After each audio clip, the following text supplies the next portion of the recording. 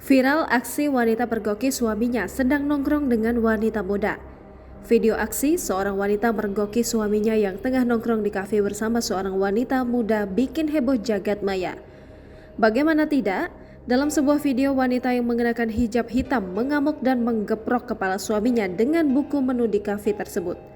Sementara si pria kemudian langsung berdiri dan mencoba menenangkan si wanita. Namun bukannya tenang, si wanita berusaha menepis tangan pria yang mencoba membawanya menjauh dari tempat itu. Si wanita semakin marah dan dengan berteriak ke arah pria itu.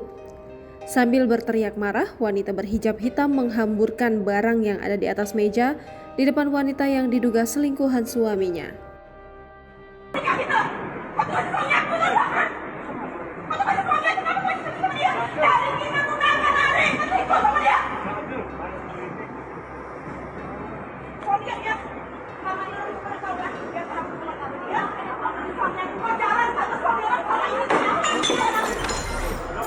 Jangan lupa subscribe, share, komen, dan like ya.